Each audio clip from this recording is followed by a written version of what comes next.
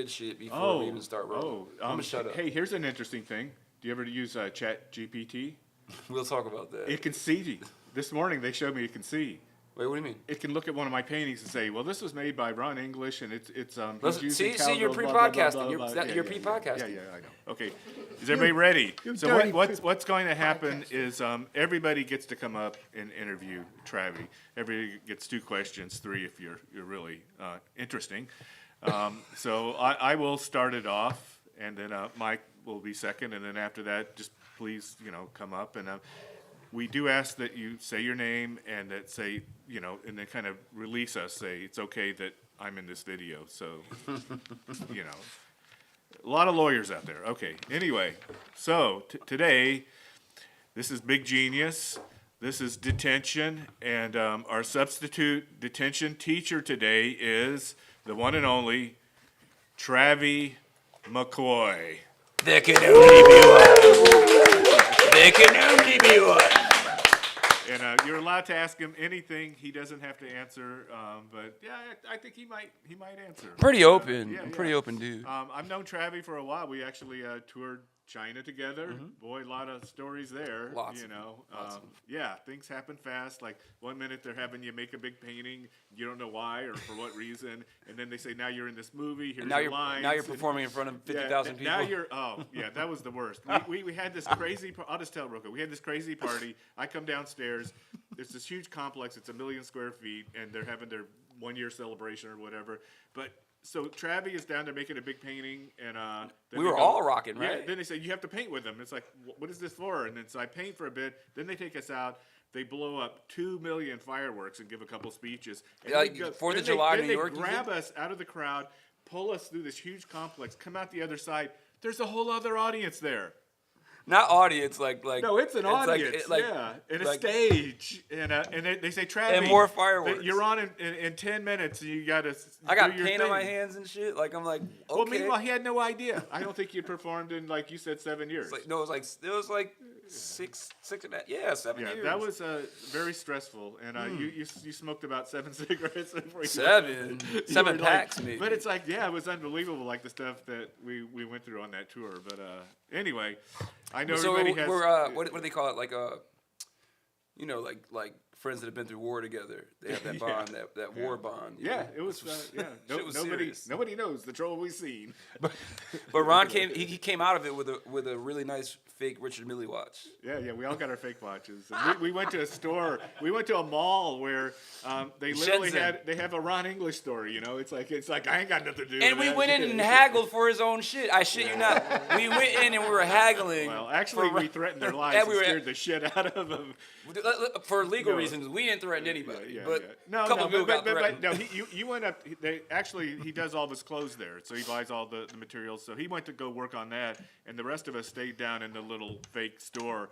And Paul kind of led the charge, and we harassed the guys for about an hour, and then we actually bought the whole store out, and we brought it back to the U.S. and sold it as bootlegs. But at some point, by the end, those guys love Paul. He was for real. Paul's like the master haggler. Like whenever I need a haggle, I'm just like, hold on, let me go get my man real quick, and then it's like, you know what I mean? Like you end up not paying for anything. Yeah, he's good. Really good. Anyway, so our first interviewer is Michael D'Antuono, the famous political artist. Amazing. By the time this airs, we will be living under the Trump regime, and we'll be hiding. And we'll be scrubbing the internet of all your presence. I'm sure. Absolutely. Anyway. Well, how many questions do I get? You can have 4. Oh, 4 and a half. All right. Well, I looked you up. We spent time together. Well, I know that, and you gave me a lovely painting, and I appreciate that. I appreciate you. You gave me one as well. Like, it's up in the crib. There you go. So I read that you've worked with so many different artists. From T-Pain to Rebecca McCoy. That dude T-Bit, he's awesome. Right, and Jason Mraz. And Katy Perry and Bruno Mars. So that leads me to one important question. Yeah. Is Bruno Mars taller than me or shorter than me? Well, I guess to put it in perspective, even more so, when I met him, he was Bruno Earth. he hadn't been to Mars. He hadn't been to Mars. Just like it was just a amazing. I mean, you might have a couple inches on him. Oh, well, now this was a couple very inches, that's all I need to know. But yeah, he was when I met him. They kind of my label kind of pitted me with him. They were like, "Yo, there's this young kid, Pete. Well, he's called Pete back then. He's not Bruno? That's his real name. Sorry, so Bruno came from the wrestler Bruno Sammartino. So he was a big wrestling fan growing up. So they called him Bruno as a kid. But when I met him, he was just like working on. He was a songwriter, and so I went in with him for what was supposed to be 3 days. Ended up like being a week and a half because we were just knocking shit out, and like from the get go, there was this synergy, and we took full advantage of it. But very funny story since you brought this up. The song "Billionaire." Originally, we had the melody, the da da da da da da. We knew I want to be a billionaire so fucking bad. I'm like, well, that's a pretty weird statement. You know what I mean? Like, I want to be a billionaire. Okay, cool. And so in my head, I'm like, yeah, this is cute, and the melody is catchy. But I'm like, so I'm supposed to spend 2 verses talking about how bad I want to be a billionaire. I don't really want to be a billionaire. I just want to pay my rent, you know what I mean, and fucking do what I love doing. But so I had to look at the song subversively, like, all right, what would I do if I was a billionaire? You know what I mean? So I had to change the whole trajectory of what he was talking about. But back to my point, originally it was I want to be a billionaire so fucking bad. Buy all of the things I never had. I want to be on the cover of Forbes magazine, standing next to Diddy and the Queen. Ooh. Now hold on. This is not. That was a while ago. This is 2009. Okay. But even in 2009, I was like, Bruno, this Diddy shit is not. I don't want to stand next to Diddy in anything. Is like, that right? And just before all this shit, So I was just like, it just doesn't. You know what I mean? Like I don't like the dude enough to put him in a song. You know what I mean? Or praise him like that. Yeah. You know what I mean? Some years later, it worked out. Like I mean, not that I like Oprah that much better, but it's a little more safe. Yeah. Wow. Until you find out she was at the Diddy parties. What's that? Until you find out she was at one of the Diddy parties. Well, just for y'all, I'd never been to whatever, and I'd seen pictures of everybody in white. I don't even like white people. What? You don't like I'm white kidding, people? I'm kidding. Well, did he or didn't he? Is the question. I don't know. You gotta ask Oprah, bro. Right, and I read, is this true, that you had a romantic relationship with Katy Perry for... That's very untrue. That's untrue. It was very unromantic. Well, you're my hero. That's wonderful. Also, I know that you were studying to be an artist, and you are an artist. Yeah. A visual artist. So that was the go-to originally. So growing up, my dad just retired maybe 6 years ago. He was a welder his whole like hard. I felt those welder hands when I had to get ass whooping and so like those are hard, calloused working man's hands, and as you can see, I don't have those for a reason. But I knew at a young age, I saw how hard my dad worked. He'd get up at 4:30 in the morning, go jogging, come back, take a shower, then go to work at a steel plant welding until 3:30, come back home, drink a bottle of Wild Irish Rose, watch fucking Honeymooners, pass out, repeat, do the same thing every day. And I'm like, this is cool, but this is not what I want to do. But originally, I like to satisfy my dad. Like, I was a people pleaser, still am to an extent. But I played sports to make my dad happy. I hated sports, but I did it because I was a big kid, and everybody asked me why I wasn't. But then I was obsessed with water when I was younger, and I was always draw these underground or these underwater worlds. And I had this reoccurring dream that I had a room underwater.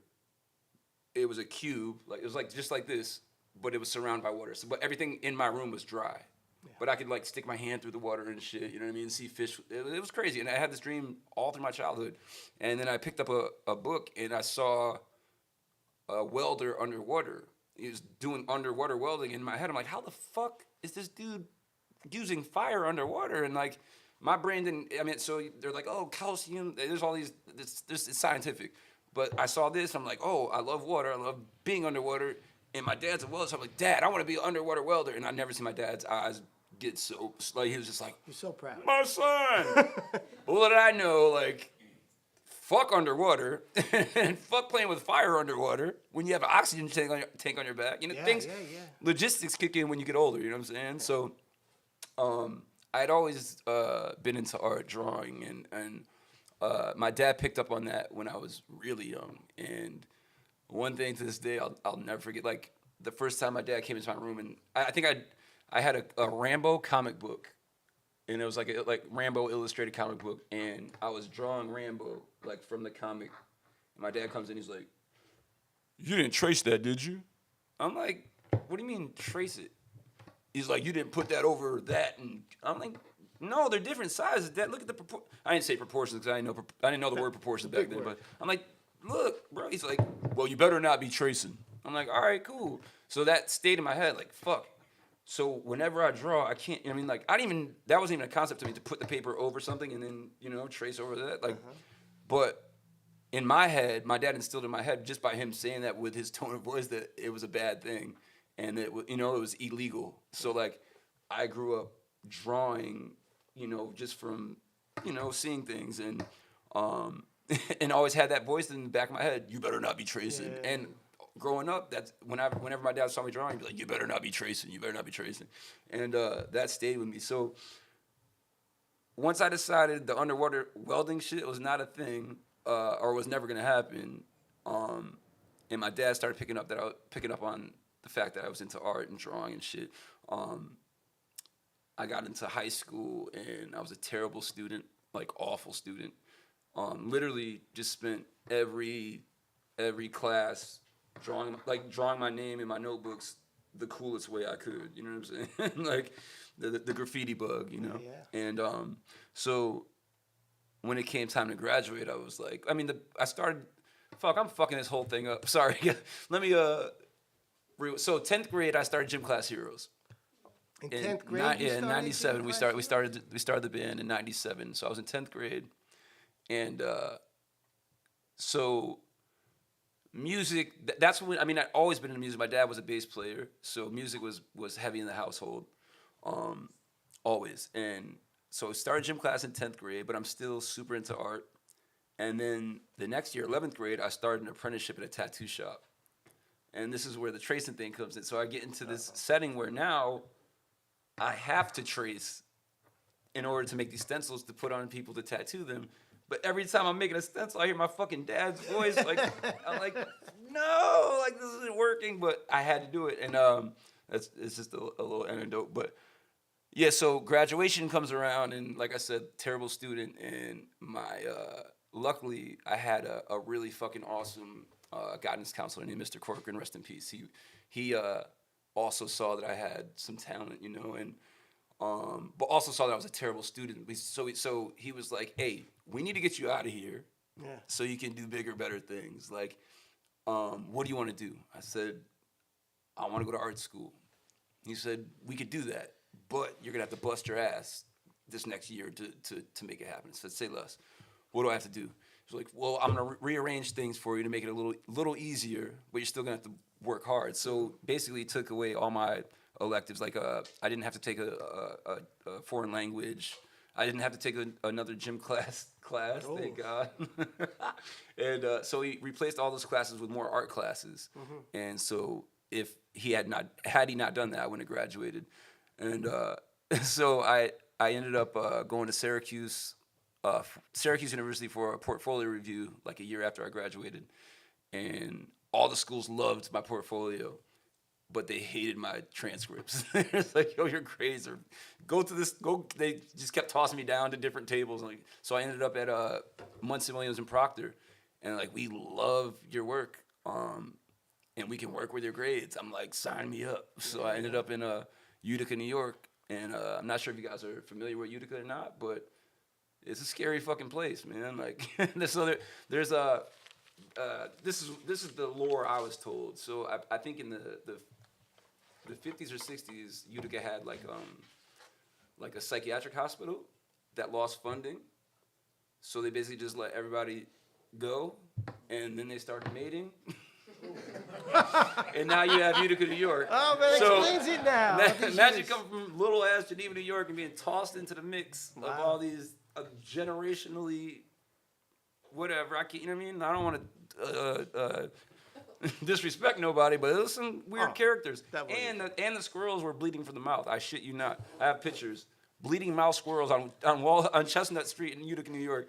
Zombie squirrels. Yeah, it's a weird place, man. That's where I went to art school, and where I dropped out of art school. And where you dropped out. No, but I heard or read that with your artistic ability that you got arrested in Berlin Oh, for shit. tagging on the wall, on the Berlin Wall, right? Is that now you're Ron's hero? So that's But there's also a dent moment with that. So I'm in Berlin, right? yeah. We go to the Molotov warehouse where they make. I mean, at the time, it's the best spray paint you could get. You know what I mean? So we're touring the warehouse and shit, and they're like, just point at the colors you want, and I'm like, so like I now I'm on the tour bus and the bays are just full of spray paint, and we're playing in Berlin. I'm like, there's no way I'm leaving Berlin without hitting this wall, you know what I mean? With all this paint under the bus. But my dumb ass, like, and I was new to Twitter, so please forgive me. I'm like, ain't no way I'm leaving Berlin without hitting this wall. Dumbest idea ever. So like, so after the show, I go to the Berlin Wall with my security guard, and I'm fucking having the time of my life. And I'm like, in the distance, I see like 4 big shadows. I'm like, whatever. I got my security guard. I ain't worried. Getting it in. They get closer, and I'm like, that should say Polizia. I can't pronounce it. Polizei. I'm like, Matt, you see this shit? Like, don't worry about it. They come up, and then I realize it's police, and they're big and scary. So I throw the can down. I'm like, hey! Then I'm like, act like you're taking pictures. And so I'm like posing in front of this shit, like trying to play it off. And they're like, nah, bro. Like, so they arrested me like right away, and they get me to the precinct.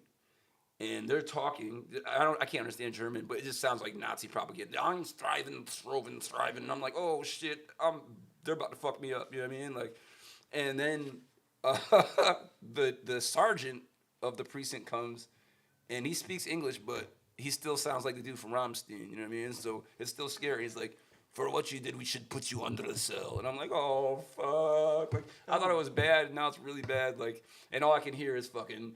Do a in the back of my head, and like it's going down, bro. They're about to put me in the gimp suit, like chain me up and do some weird shit, like Pulp Fiction. I don't know, but needless to say, money talks. You know what I mean? And Oh, really? yeah, 25 grand got me out of that whole situation. Thank God. And I still got really dope pictures from the throw ups that I did on the Berlin Wall. Oh, so it was worth it. And it was in Rolling Stone, so I guess. It was the Rolling Stones. What's that? What was No, it? they put the pictures in Rolling Stone. The whole story was they in Rolling did. Stone. Yeah, Oh, yeah. wow. What's that? Did they pay you for the pictures? They didn't, but I did. I paid for the pictures myself. I paid the German police for those pictures. Let me ask you another. Ron, I got one more. I get one more question. Can I have my no? How about this? I mean, you're like you're a rock star, a rap star, a rock star. Mm-hmm. What is that like? What's the best part of that, and because that's everybody's fantasy to be like that. So, what's the best part, and what's the worst part? I want to take my time with this one. I just feel like the term rock star has been so bastardized over the years. Because when I was a kid, I'm about to age myself, and I'll probably get called an old head by all my nieces and nephews. It's fine, but rock stars to me were Tommy Lee. You know, like these larger than life people that like to me were invincible. Mm-hmm. And then as I got older,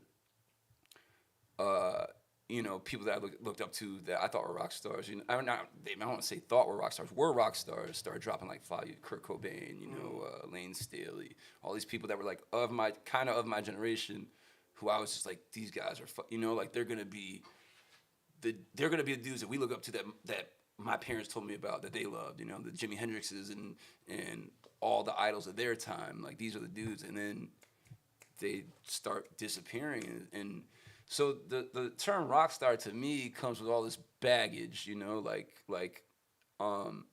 baggage and negative connotations.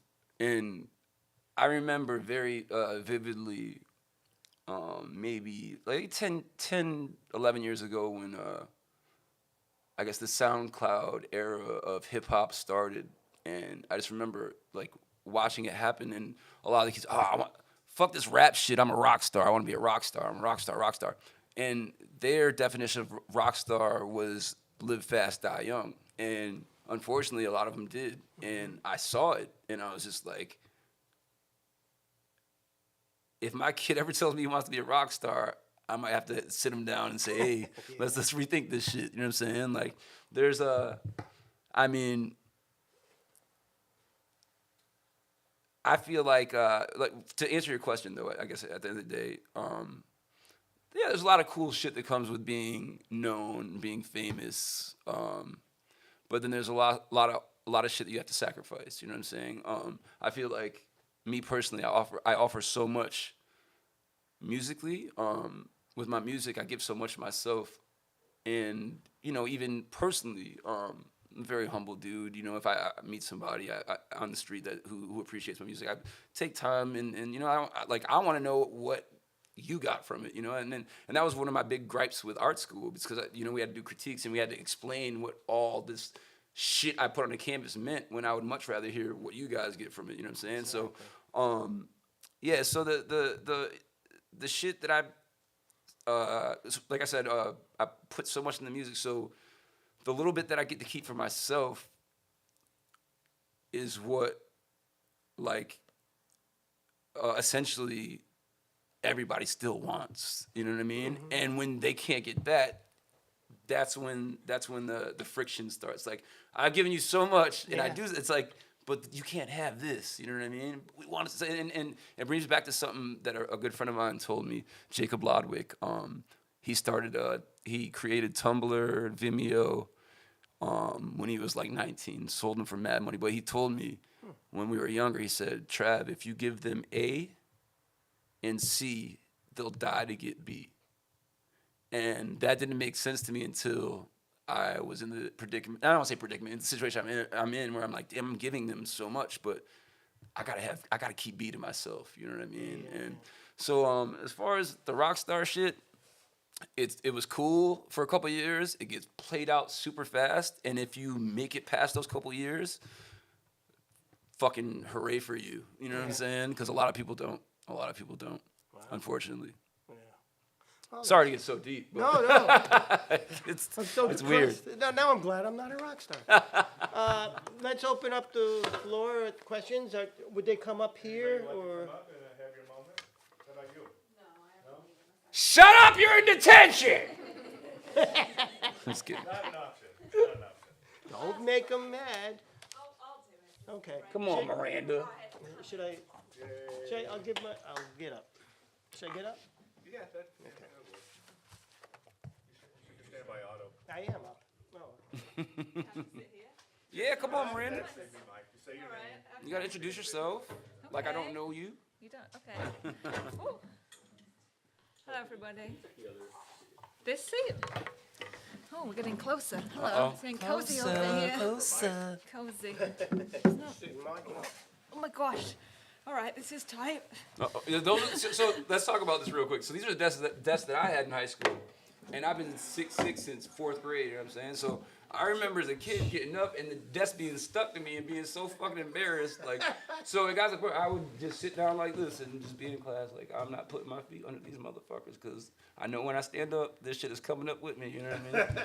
We outlawed these in England in like 1970. They look dangerous. Yeah. Talk to me. Okay, you need my name first? Yeah. Introduce yourself. Hi everyone, I'm Miranda. Miranda, tell me what you do, though. You're not just Miranda. You're kind of awesome. Thank you. Thanks. Me and my husband Josh over there, we own Clutter Magazine and Gallery and 5 Points Festival, and we work in the realm of designer toys. So it's really fun. And you agree to be in this video. Huh? And I agree to be in this video. Okay, I have I have a two-part question, one of which is from my daughter. I'll ask that first. Okay. She wants to know if you're still scared of snakes. Absolutely, 100%. Or if she broke you of that fear. Oh no. I mean, here's the thing: the picture's great, Yeah. but I recently saw the picture again. I was like, I don't know. I don't know what the fuck kind of alcohol you guys gave me, but I looked very comfortable with that snake, and it could not happen today. That's for sure. It was her. It was all her. And I was like, yeah, I'm Snake Man. Not today. Not today. And a more serious question: what's your favorite memory of touring that you haven't already told on a podcast? Ooh, my favorite tour memory that I haven't told. It's so crazy. I feel like I've been on tour for the past 30 years. Million years, yes. Because you're an elder emo now. Yo, say that again. I'm an elder emo. I just heard that You're term vintage. like a week ago, elder emo, and I was like, it's kind of cute. It's Yeah. kind of cute. I was kind of there for the inception of that whole thing, and it's It's a cool big to see it come comeback back. now. Yeah, I'm a nostalgia junkie too, so Yeah. like, Well, all the kids are totally on that vibe now. My Absolutely. 13-year-old's like, have you heard of a band called Slipknot? and you're like, I'm like, oh my God. Let me put you on, son. Psycho Sasha. Yeah. Anyways, back to your question. What was the question again? Favorite touring moment that you've never Okay, told? that on I a never podcast? told. Yeah. That's a really good one. Really, really good one. And I've heard some stories about you too. I'm sure you so- have. I'm sure you have. One that I've never told.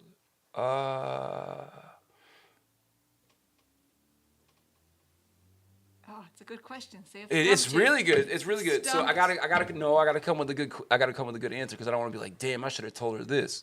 I'm trying to think of a place first and foremost. A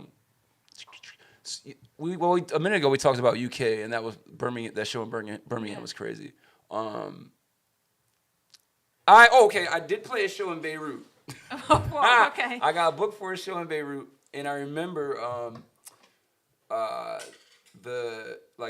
management working out all the details, and they're like, "Yo, we need armored car, armored security, this that." I'm like, "What are you guys putting me into? Like, what?" I know Beirut from, being a kid and seeing The news. war-torn Beirut in the No, news and from shit. the news. Yeah. So I'm like, shit, man. But the bag was ridiculous for what they wanted me to do. So I was like, fuck it. Get the guns, get the security, get the tanks, whatever we need. I'm going.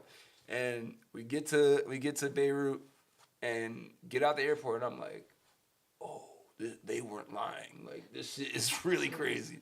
But we get to the club and I'm like the minute I walked in the club, I'm like, it was a completely different world. And so they had this the stage from the basement floor that elevated up to the club, and that was supposed to be, I was supposed to stand on the stage and they would elevate me up. And so I'm like, all right, cool. As long as I don't get blown up or whatever, I'm good. So they start playing, I believe it was Cupid's Chokehold. They start the intro, the blah, blah, blah, and the stage starts coming up. And then right when the first verse is supposed to start, the stage stops moving and starts tilting. So now I'm like, so my head, you can see my head coming out the floor, and you can see me leaning back so I don't fall. And so I'm like, fuck it. So I'm in this weird fucking, and I'm I'm singing Cupid's Chokehold like this, and they're trying to work the stage, so I'm moving with it and shit. And they finally get it up by the second chorus. They finally get it even with the people, and they're just just astonished at how I was maneuvering with the fucking thing. I mean, I guess it's not really a cool story, but yeah, It's a memory. It's a that's cool a memory memory. that sticks out. Yeah. And I brought this one up because I remember feeling so fucking safe in that club, and the minute we left, I was crying please. I closed my eyes. I didn't want to see anything. I was like, get us back to the hotel, please. Some shit's about to happen. Because in my mind, we were gonna hit a landmine or some shit. Driving back to the hotel, But yeah, that's my Beirut story, Miranda. How long were you in Beirut for? One night? I was out that motherfucker as quick as they let me. Fair enough. In and out skis, for sure. All right. But shout out to Beirut, you know what I'm saying? I heard they're Shout going through some shit now. I wish, they weren't. But, because I feel like they've been going through it for a long time. Yeah. Man, why am I coming up the sad I shit. don't Let's know. talk I'm about just pulling it out of you. you, right? Yeah, sorry. No, it's all good. Yeah, happy questions? Oh, here we go. Yeah, yeah. Don't try and get Thanks, into this. Miranda. Yeah, don't try and get into this chair though. fuck around I and mean, get you stuck. could, but you're gonna be like. It's definitely. You're gonna regret it, but This is from the school. This is from Helen Keller's school, bro. For real. yeah, I got cracked my back. you can carve something in there while you're sitting there. I'm sure Helen Keller I already didn't did. bring my scribe. So who are you? Sketch face. Introduce yourself, son. You got SF on your hat, so Who? already repping. Oh, SF. Got you. I thought you said I got some stuff on my head. No. Giants, man. What's Nephilim. up? I have 2 questions for you. Oh, break it down, son. You got tell the people Sketch what. face. Oh, he's got a Scotch face. That's F. Sketch Represent. face. Yeah, graffiti artist. Represent. 2 questions. What do you feel as a visual artist? What do you feel there are like parallels between being a music artist, a musician? Where do you feel the parallels overlie, specifically in like if you think of like graffiti culture?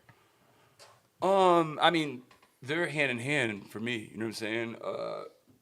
Cause I mean, I'm a notes dude. So I'm always in my always thinking. So it could be, I could just be walking and it'd be a sentence I put in my notes. So my notes are just loaded. But with that said, like I'll go through my notes sometimes and just seeing one of those sentences, or sometimes it could be some bars too, you know. But that sentence may spark a visual in my head, and I'm like, oh, all right, then I'll sketch it. I'm like, okay, then sometimes those words turn into paintings. You know what I mean? So the process is very It's similar to very, you? very similar. And I paint the same way I record. So I'll literally have 15 songs that are incomplete that I'll rotate around because I'm ADHD than a motherfucker. And same way I paint, I'll have 15 paintings, you know, and I'll go around like. It's a good way to work. Yeah, and but it's a good way to work if you can follow through. You know what I'm saying? Otherwise, you're just fucking burying yourself. Would you know? say you always finish them all, or some of them? No, may never no. finish? Some of them are. Some of them get tossed out of the rotation. You know what I mean? But they always get pulled back in. Yeah. Eventually. I always tell people that purchase my art that you're buying more than one painting. There's at least 50 or 60 under there. Underneath. Just so you know. Layers. And if you want the history, it's all documented. You know. That's dope. Yeah. But yeah, I'm just bouncing around all the time. At all times, I got to be busy. Yeah. Idle hands. Keep the demons away. Absolutely. You already know. Second question, 2 parts. First part, can you give a shout out to the band Trip Sitter? Shout to Trip Sitter. Tell me about Trip Sitter, please. It's my son. It's my son's punk band. Okay, say look. He's 15. Oh, and word. So the question relates to that. I would say in today's context of the music industry, Don't fucking sign with a label. There's no point at all. Is that where you're going with it? Yeah, no exactly. need. What advice They would are you give? scrambling right now. They're scrambling because they've been milking and bleeding artists for so long, and now artists have realized that they are unnecessary and they are scrambling. You know what I mean? Because without artists, they have nothing to sell. You know what I mean? And they got into this routine of manufacturing shit. You know, and once something works, they milk it. But people are waking up to the fact that hey, we don't have to. You know, here's the thing. Look, not many people listen to the radio anymore, and that was their major weapon. You know what I mean? Like, if we want somebody to fucking buy this person's records, we're gonna fucking flood the radio until it's programmed in their heads and people have to like. I mean, there's songs that I sing. I'm like, how the fuck do I know this? Oh yeah, like the radio. They got The radio, yeah. So just like cable, radio is becoming just as insignificant as cable is. You know what I mean? Like nobody's paying for cable. We got YouTube. Cut the cord. We cut the cord. We watch what the fuck we want to watch, not what's programmed. Same thing with radio. We listen to what we want to listen to, not what's programmed, what we're force fed. That's really cool. You said your son was 15? Yeah. So I started gym class in 97, 10th grade, but before that I played drums in a punk band called The Antisocial, and it was literally just 3 good friends in a garage making fucking noise, and we That's had exactly the what time they're of our doing. lives, and that introduced me to 4 more guys that were doing the same thing that we were doing, but just different music. And then we kind of, you know, touched uglies and created gym class heroes. That's what my grandma used to call hunching or having sex. Bumping uglies, or she called it the booty green too. Just so you got. Booty green. But yeah, oh shit. Yeah. Throw some books So if around. there's any advice I can give your son, just fucking keep banging, you know, and don't. I mean, growing up, that was how. You gotta fucking send demos out, and you gotta go to the labels and convince them that you're who they need to sign. You don't gotta convince anybody that you're awesome anymore. Like, you know what I mean? Just Like, grow your audience. convince on your yourself, own. and that's Yeah. enough. You know what I'm saying? Yeah. People follow. Like, if you Yeah. convince yourself that you're awesome, people can't deny that shit. You know what I mean? Absolutely. It's yeah, but. Can I jump in though? Don't you think that Apple and Spotify have taken that role of labels though? Because all the kids, so we were just talking about like my 13-year-old's like, hey, Slipknot. Yeah. They're not finding new music. I was gonna say that Okay. about Spotify. So what Yeah. Miranda just said, and so piggybacking off what you said. So Miranda just asked if Spotify and Apple are the new labels. Spotify and Apple are the DSPs. So they're the platforms for artists to get their music off on. But you don't need a label to fuck with Spotify or Apple. You know what I mean? You could be a 15-year-old kid in your garage that recorded some shit, and you can go to Apple and Spotify and, you know, fill out your little shit and post your music on those DSPs and get monetized for it, you know? Which completely eliminates the label. Completely. But isn't Apple pushing an algorithm? Oh, absolutely. Everybody's pushing the algorithm. get noticed on Spotify. So that's that's a game that I don't fuck with. I don't even care about. But there are algorithms, and I don't know enough to speak on it. But I know like the playlists, Spotify and Apple playlists, are the kind of like the new programming for the DSPs. You know, there's always gonna be a fucking weird way that they convince us to buy some shit. You know what I mean? Like whether we, you know, but the fact that radio is phasing out and cable's phasing out is awesome. But yeah, the algorithms and the playlists are definitely like the new radio stations. You know, like they put out these playlists, and you know it'll be 10 new the 3 artists from this label, 3 artists from this label, and they're all in fucking cahoots. They know what the fuck's going on, you know. And then there'll be 3 songs, and then those 3 songs, you know, like will be on another playlist, and it just goes on and on, and then those algorithms become the bastards that I ran from when I got out of Atlantic Records. But yeah, it's definitely a digital world now, and the future freaks me the fuck out. It really does. But I'm still gonna do what the fuck I've always done, you know, despite these damn computers, you know. Well, thank you, Mike. Yeah. Thanks. Thank you, brother. Yeah. Thanks, dude. SF, represent. See if I can get out of here. Oh, you got it. Not me. I'd have been We got stuck. Slide to the back side. here. Let's get it. Yeah, bring the teacher apple, bro. Oh, by the way, you want to know how you know when a painting is finished? Tell him. When the check clears. Let's go! I thought you were gonna say some other shit. That's amazing. That's way better than my answer. Could you do a little something? What's up?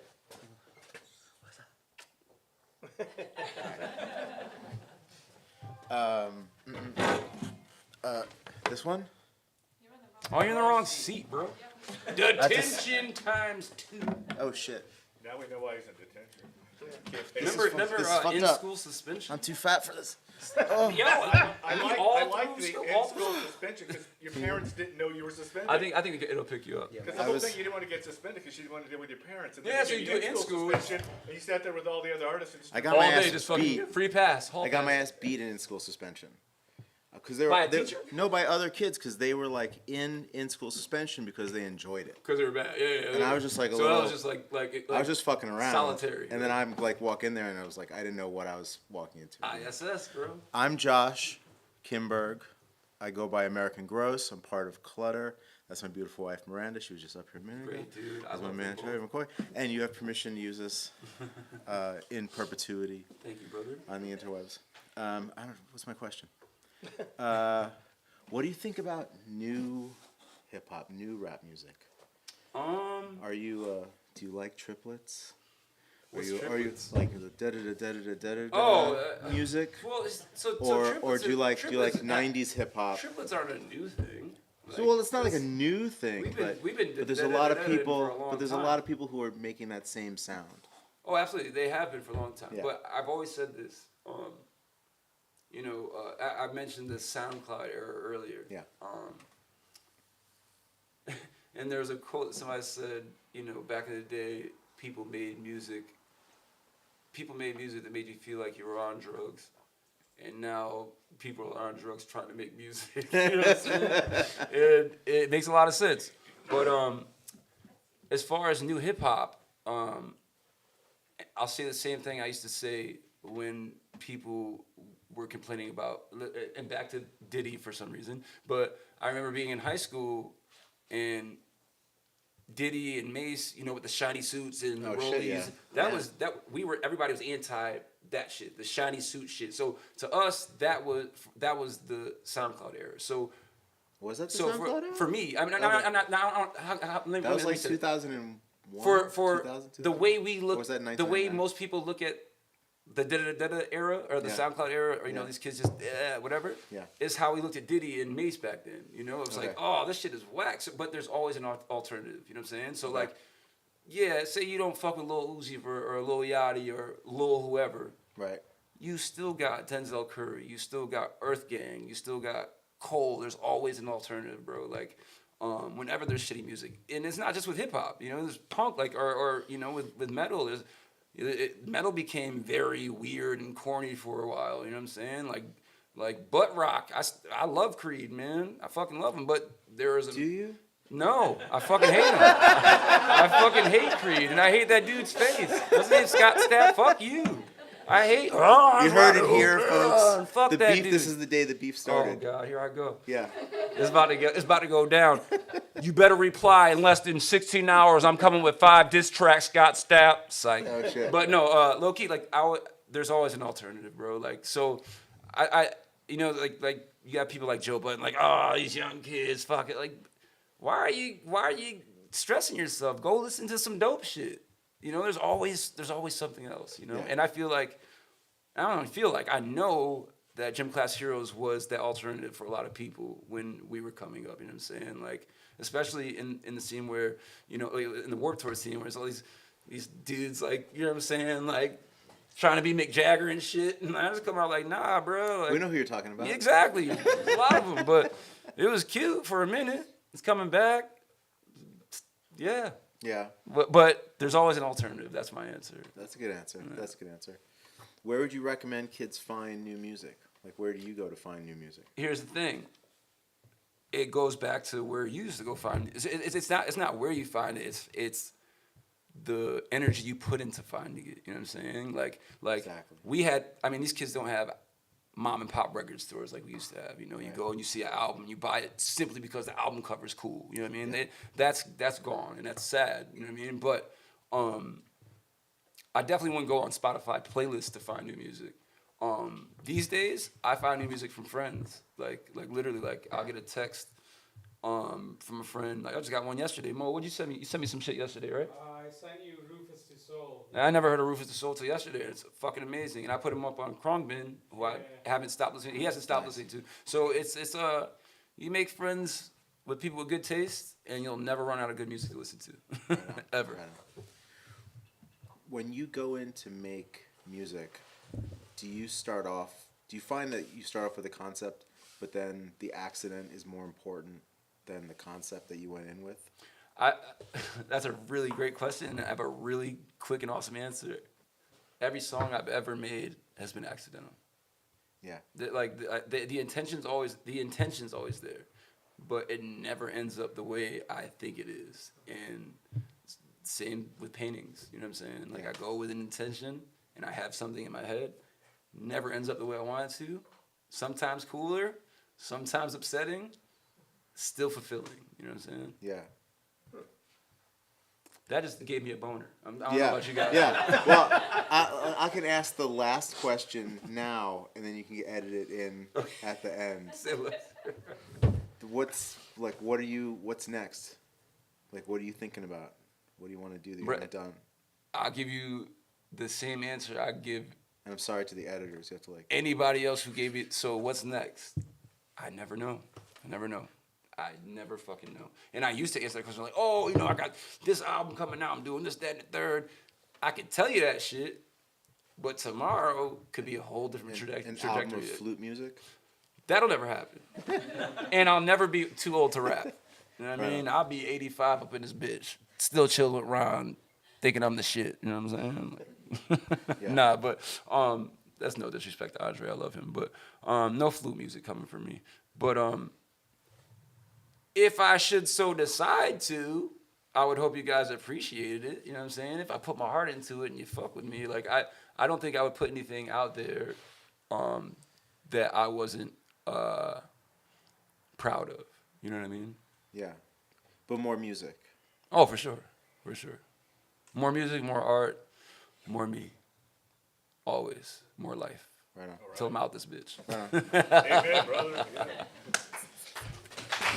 Good. I'll finish it up. Let's go. I know I feel like we're drilling you.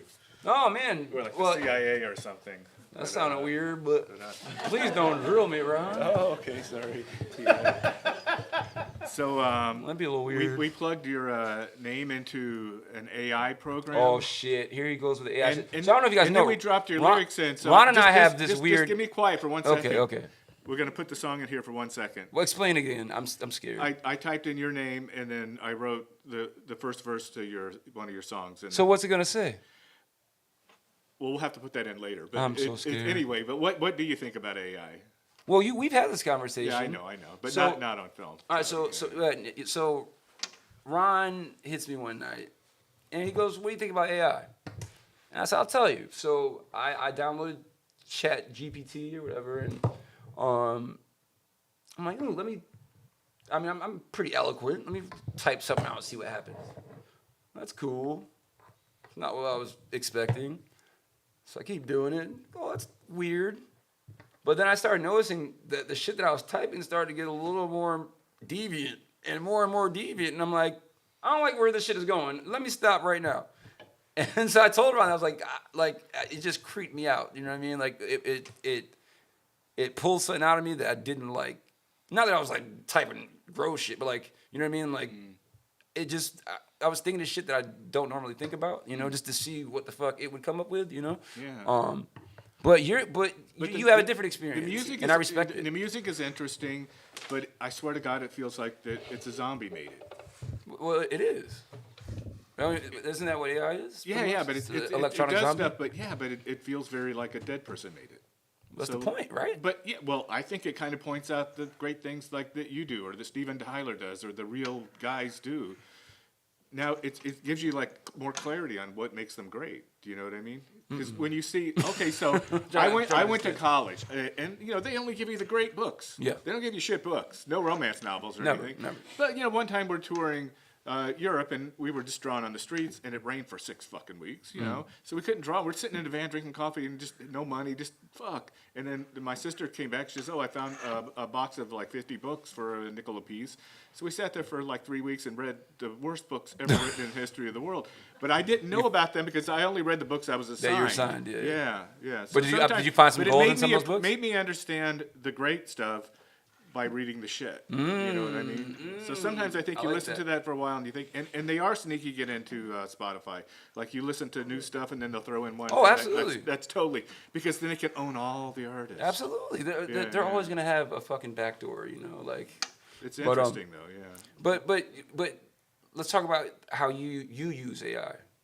Real quick. I just use it as an editing tool to, you know, I build sets and Mm-hmm. it just gets me, instead of like panning from here to there, it'll just pan for me or. I got through YouTube. I found I follow this dude's channel. He paints with other artists, and while he's painting, they have conversations. And he was painting with a woman who, basically she just types in her poems in AI, and they create an image, and she paints those images. Wow. And so, for me, I get that those are her words, and that's AI's image, but there's a conflict for me there creatively. You know what I mean? Like, okay, I understand that you typed those words, and that's the image that computer gave you. Now you painted what the computer gave you, but does that make that your image? You know, like, or I don't know. I'm so conflicted with this AI shit, bro. Like, I still don't understand why I hate it so bad. But, Yeah. But that's part of the reason. You Yeah, know? but 'Cause I don't understand. Maybe things always happen slowly. Like Jeff Koons doesn't touch anything. And, Oh, we talked about that too. Yeah, like, so he, the minions. but you think, well, that would not exist without him. That's true. That's true. And that his willpower makes that magnificent thing Absolutely. happen. Absolutely. So, with that said, I have a question for you. So, when Kuntz is gone, and his estate says, well, we have AI Jeff that's still going to put out artwork, are the original Kuntz fans going to buy that? Yeah, well, if they do, then he still exists. But and unfortunately, the art world all depends on who writes a check. If nobody writes a check, then that artist is done. Yeah. The second, and believe me, if you're not selling, you're out. So if it worked, it would keep going. But otherwise, no, it'd be over. But anybody can do a Jeff Koons that way, right? Yeah. I mean, I was pretty nice with dog balloons when I was little. You know what I'm saying? Yeah. Like I could. No, I'm just saying. Not But metallic he got ones. the best sculptors in the world to make it. And, Yeah. It's a production. I think he may not even be making work anymore because it's just so hard. Because you think it's easy to get other people to do stuff. Like try herding cats sometimes, and then you also have to be able to bankroll the whole thing. So it's rough, yeah. But AI can do all that for you pretty soon, Maybe, if it can't yeah. already. Yeah, you could probably talk to your AI. It'll make a 3D sculpture and you can print it out on your 3D printer. Again. Yeah. The future freaks me out. Yeah. But welcome to old age, right? That's what happens to every Shout out to Motion generation. City soundtrack. But Yeah. Well, anyway, I don't think you have anything to worry about. you sure? Yeah, I'm really sure. Then I'm good. As long as Uncle Ron says I'm good. Yeah. Well, anyway, I hope you had fun here in I had a detention. blast, and, man. Thank you guys for hanging out with me in detention, man. And now we're going to go to our job training program. I know none of you kids are going to college, but you could come work at the factory, and this is like the funnest factory ever. So I encourage you it's to. called My the ass will be Fame in Factory. here a lot more. That's for damn sure. Yeah. I know And you've shout been out there to before. Martin Luther Jesus over there. You know? Yeah, you didn't notice that one before. Yeah. Every time you come in here, you'll notice. It's always something. something new. I love it. Every time I hang out with you. Yeah. something. So we're at the Cube Art Center, and we are in detention. And we hope one day the Cube Art Center will be as big as the Dia Foundation down the street because Word up. the art's way cooler here. Preach! All right. Preach! Thanks a lot. I agree 100%. I just went to the other day, and I'll post some videos. And so now it's an experience. You know how like when you're on TV and then they go to commercial, but you keep talking. Like, do you ever wonder what those people talk about? But they always film it, like. Yeah. And you're But supposed to be low-key- looking like you're having a good time. They're not saying anything. Yeah. They're literally just going. No, I blacked out on national TV one time because I was kind of nervous. You blacked out? Yeah, I didn't know what the fuck I was saying. I don't remember anything. And suddenly, then since she was talking to me, I'm like, oh my God. And she goes, oh, you were great. And it's like, Wait, what the fuck did I say? Story of my life. But I watched it later and it seemed like I was present. You did it, right? Yeah, I did it. Yeah, Yeah, so yeah. I did No, not- because she was going like, we had done some weird operation. She goes like, where we did a billboard where there was automated shit. We got away and the police came one way. We went the other way. We had 50 clowns swamped the place and nobody could figure out what the fuck was going on. And then she goes, that was like Ocean's 11. And then I was like, yeah, it's like Ocean 11, except without the money. Without the money, for real. We never got the money part of that shit. So, but You gotta holler at Clooney, man. So this is us talking that when you cut. This the is commercial, the shit. yeah. This type of shit we talk about on his porch at night. You know what I'm saying? It's cool to do it in a detention type Well, setting. we're in never high going school. to make a video of what you. Yeah, we said can't. before. No, never. Yeah, we want to keep our careers. We'll keep it so, very PG. school, PG for the school. Yeah, because we got the 15-year-old punk bands here. That part. Shout out to At them. least their dads. What's his name again? Trip Center. Trip Setter. Yeah, Gang, gang. Yeah, you got some competition. It's good. Keep it. Hey, if y'all need merch designs, holla at your boy. You know what I'm saying? Yeah, well, let's cut to a video of the band. Yeah, for sure. Yeah. For sure. Cool, man. So let's all go have a drink. Let's get it. Yeah. Fuck school. Travis gonna be the bartender. I'm hot for teacher.